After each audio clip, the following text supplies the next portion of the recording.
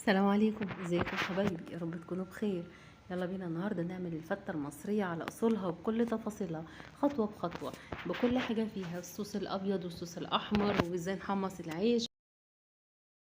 لو فتحتم الفيديو واتفرجتم عليه هتلاقوا فيه شويه تفاصيل وتريكات كده هتخلي طعم الفته بتاعتكم مميزه جدا جدا، وكمان ازاي تسوي اللحمه وتطلع معاكي زي الزبده زي ما انتم شايفينها كده. يلا نسمي الله ونبدا على طول. في حله على النار هنسيح فيها معلقه من السمنه البلدي، وهنزود عليها شويه منكهات، فلفل اسود حصى وحبهان ومستكه وكم ورقه من ورق اللورا، تقليبتين ريحتهم تطلع. وبعد كده هنزود عليها اللحمه على طول، واللحمه تكون متقطعه الى حد ما قطع صغيره علشان تستوي معاكي بسهوله وما تاخدش وقت كتير على النار.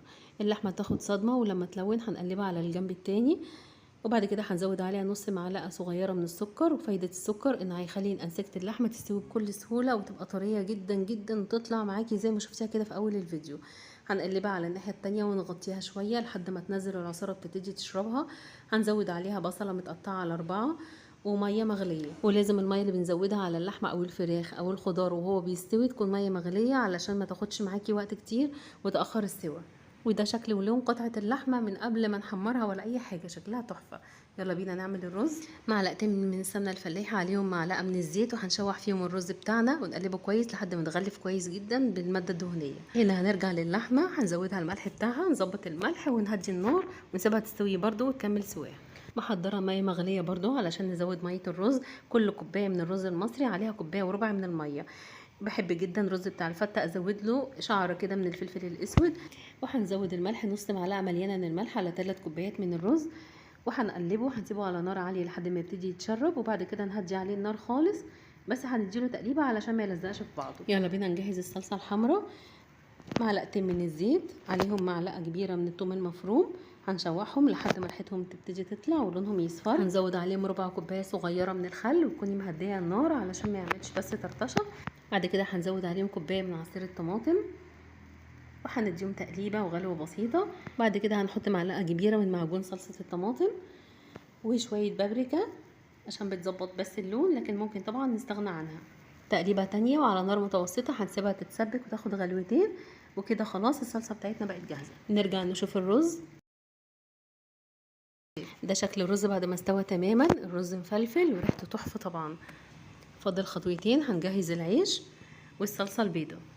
بالنسبه للعيش بستخدم العيش البلدي العادي جدا، بجيب كام رغيف منه وببتدي اقصقصهم بالمقص مربعات كده صغيره عشان بس يبقى شكلهم متناسق. بحطهم في صينيه مدهونه من السمنه وبشغل الفرن وبرص العيش بتاعي بفرده كويس وبرش عليه شويه من السمنه البلدي وبدخله الفرن على الشبكه بيتحمص، بياخد حوالي 10 دقايق طبعا مع المتابعه بتقلبيه كل شويه. هنا بقى بجهز الصلصه البيضاء.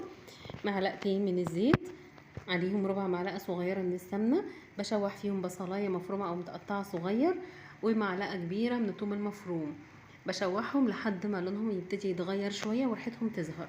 بصوا عايزاه يوصل لدرجه اللون ده. بعد كده بزود عليهم الخل، ربع كوبايه كده برضو من الخل، وبزود عليهم من شوربه اللحمه، بحتاج حوالي لتر من الشوربه. وبزود الفلفل الاسود وشويه من الشطه وده اختياري، بس احنا بنحب الفته تبقى مشطشطه كده شويه. وبنديها تقليبه وغلوتين على النار. والصلصه البيضه دي هي اللي بسقي فيها العيش.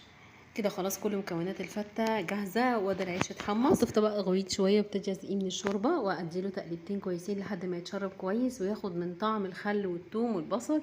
وعلى فكره التركيه دي مهمه جدا جدا، تخلي الفته بتاعتك طعمها مميز جدا جدا، جربيها هتنقل الفته في طعم تاني خالص.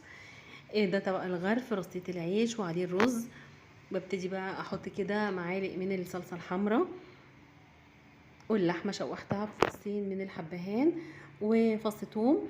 شوحتها يعني حمرتها تحمير بسيط كده خالص لحد ما اخدت لون، هي طبعا واخده لون ومستويه بس تاخد من ريحه الثوم والسمنه.